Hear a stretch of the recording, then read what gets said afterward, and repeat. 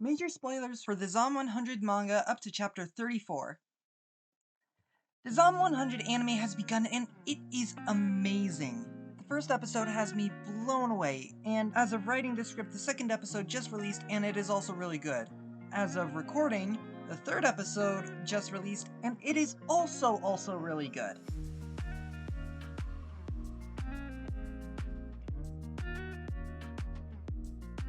But this is manga reviews, not anime reviews, so I won't be covering the anime on this channel. But I will be doing an analysis on every episode on my main channel, so look out for that. In my previous video, I said I would be doing an overall review of the manga once the anime started coming out, so that's what this video is. For those of you who don't know, even though it is easily outclassing any and all other anime this season, Zom 100 is about Akira, who works for a black company for 3 years, to the point where, by my guess, he was only a few days to a few weeks from jumping off his balcony. However, things suddenly change when the zombie apocalypse hits and he realizes he doesn't have to go to work anymore. From there, he makes a bucket list of things to do before he inevitably becomes a zombie. He then meets and makes friends, both old and new, and his bucket list kind of becomes the group's bucket list. That incredible premise alone is what got me interested in the anime enough that I got impatient and ended up reading the manga 4 times within the half year since I first saw the trailer. But a story needs more than an incredible premise to work. In fact, the premise by itself has some concerning implications when you think about it enough. Unless you thought about it as much as I did, you're probably wondering what I'm talking about. You see, just by reading the synopsis alone, you realize that Akira's life is far better once the apocalypse hits than before. So for Akira, the apocalypse is a good thing. If you've read another of my favorite manga, Dr. Stone, this may sound familiar. Life being better after the apocalypse rather than before, it's the same philosophy adopted by the first main villain of this series, Tsukasa. From there, if they took this route, you could make it into a Kira-style story where the initial hero is the villain. Or you could just do the stereotypical human suck story, which has been so done to death by the zombie genre. But the worst possibility is if Akira was just a jerk who wanted the world to stay the way it was in the apocalypse and mixed in with the typical chapter. That would just be jarring. And if they didn't acknowledge the question, there could be a chance the audience would just assume the worst, and knowing the internet, I think it's a bit more than a chance.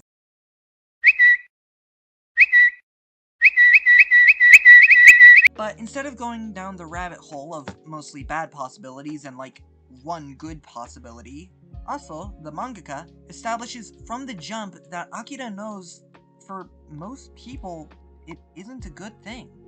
And although it is heaven compared to working for a black company, it is still filled with tragedy, is nowhere near perfect, and to most people, is hell on earth.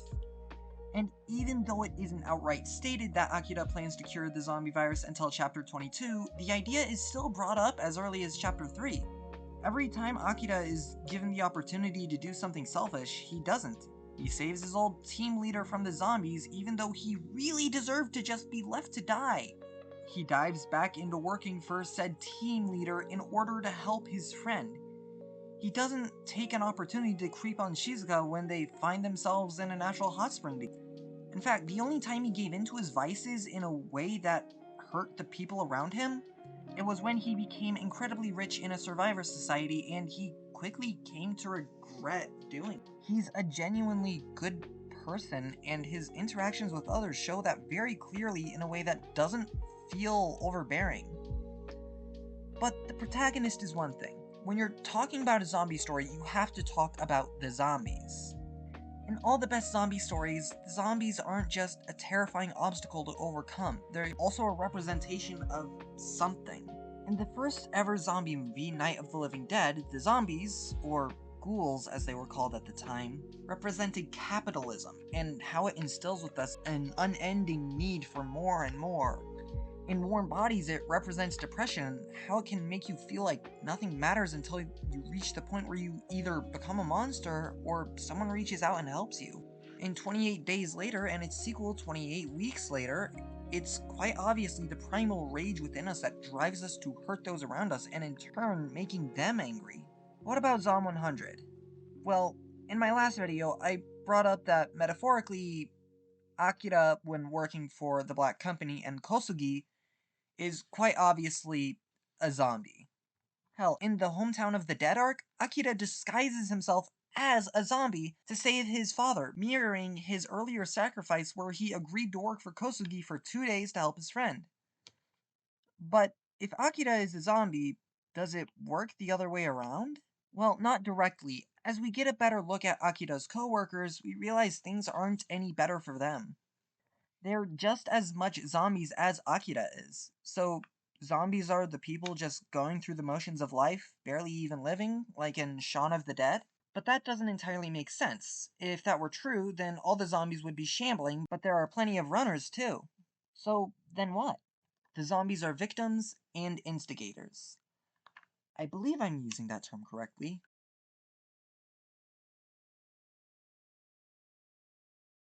Think about Akira's coworkers a bit more. They're not only living like zombies, but the way they talk is not only being fine with their horrible lifestyle, but even competing over things like who has more unpaid overtime. They act like it's no big deal, which makes it harder for other people to realize that there's something wrong. So, while they themselves are zombies, they also turn other people into zombies. Although we don't see much of Akira's work life, it still follows him around in the form of the zombies. This becomes even more interesting when you consider that he titled his bucket list 100 Things I Want to Do before becoming a zombie. Akira knows that eventually he's going to become a zombie, and this plays into what we just talked about in a somewhat depressing way. If you look at the series purely metaphorically, the story is Akira quits his job, has fun, but eventually he has to go back, get a new job, and become a zombie once again. But the story brings up that becoming a zombie, figuratively or literally, doesn't have to be the future. The gang is looking for a zombie vaccine, and they keep bringing up potential things Akira could do for a job that he'd enjoy. Akira himself is, of course, a joy. You can see his energy in every panel, and his execution is amazing. Aso easily could have made him an adrenaline junkie, but he's a lot more interesting than that. Akira somehow seems oblivious and completely aware of his surroundings at the same time. But because we experience his entire 3-year journey alongside him, it feels completely natural. And he isn't the only amazing character. And more than that, the other characters each parallel Akira in a specific way. Kensho hated his job, Shizuko focuses on what she needed to do for a long time, Beatrix wants to explore everything Japan has to offer, Takamina mostly relies on luck, and it doesn't always work out, and you can't bring up parallels to Akira without bringing up the main villain of the Hometown of the Dead arc, Higurashi. It doesn't take a genius to figure out that Higurashi is a dark mirror of Akira. But here's the amazing thing. The reason we connect with these characters so much. You have a guy who worked for a company that treated him like a slave, a girl who knows exactly what to do when an apocalypse happens, a guy with dreams unsatisfied with his current job, a girl obsessed with Japanese culture, a guy who can't keep a job, and a NEET who wishes he could go back to his childhood. What happens when you combine all these people? You get a pretty good picture of what most anime fans look like in the modern day. Hell, I feel like this is a pretty good picture of me. This is why we connect with these characters so closely. They all embody specific aspects of us. It's almost like a modern day version of Journey to the West. Although self-insert characters are commonly looked down upon, it works here because it's split between several characters and the empty spaces left over from that are filled with things that make the characters unique. But what's especially unique about Zom 100 in relation to its characters is how the characters drive the story. Most zombie stories have themes of nihilism, helplessness, and hopelessness. With such themes, it becomes pretty difficult to make a character-driven zombie story. So, as a result, most famous zombie stories are plot-driven, with the characters reacting to the undead hordes around them. But Zom 100 is a complete subversion of everything people imagine zombie stories to be. Instead of feeling helpless, the characters can get out of basically any jam, with most people being alright. Instead of being hopeless, the characters have never felt more hopeful. And this makes sense given that the zombies are meant to be a metaphor for black company workers. If you are one, then aren't one, it makes sense that you would feel so alive.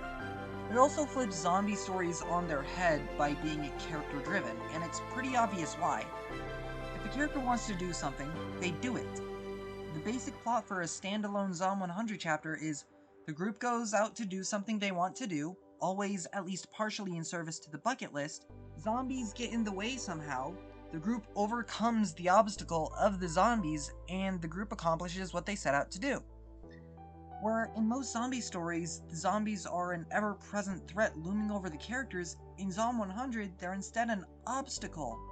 But Zom 100 still keeps the themes of nihilism, just in a different capacity, and this is demonstrated no better than in the Hometown of the Dead arc. So obviously Akira and Higurashi are meant to parallel each other, and this is no more obvious than in this topic. I don't know if there's anything official in this vein, but I kind of sort nihilism into two different categories. Negative nihilism, where your thinking is nothing matters, so I might as well cause as much chaos as possible, and positive nihilism, where your thinking is nothing matters, so what I care about is what matters to me. There's also neutral nihilism, where your thinking is nothing matters, so I even do anything, but that's honestly just kind of depressing and isn't really brought up, so it doesn't really matter in this review. Following where I'm going with this, you'll realize that both Higurashi and Akira each represent one of these kinds of nihilism. Higurashi with negative nihilism, and Akira with positive nihilism. Zom 100 still keeps those themes of nihilism, but completely flipped on its head. And Akira, through the entire series, is the perfect example of positive nihilism. This is most demonstrated when he makes his bucket list. Quote, 60 years, one day, how much longer will humanity last? I don't have that much time to do what I want to do. He says this, and then makes a bucket list of everything he wants to do. Akira knows the world is probably going to end, so he spends the final days living life to the fullest. He's the prime example of a positive nihilist. And that's why Zom 100 is so amazing. The zombies, the characters, the plot, you can feel the love put into every aspect of the story. Where most zombie stories are just cash grabs, this is a zombie story that feels alive. It's personal to the reader. It's something that's basically never been done before. It's real, but most of all, it's hope in a dark environment. And honestly, I think that's what the world needs the most right now. Thank you for watching my review of Zom 100. This manga means so much to me, so I'm glad you watched it all the way through. Please like, subscribe, comment, and hit the bell so you never miss a video. Also, if you have some spare cash, please pledge to my Patreon. It takes a lot of mental energy to write these scripts, and I would really appreciate it. Links to it and any other relevant pages are in the description. I hope to read with you again.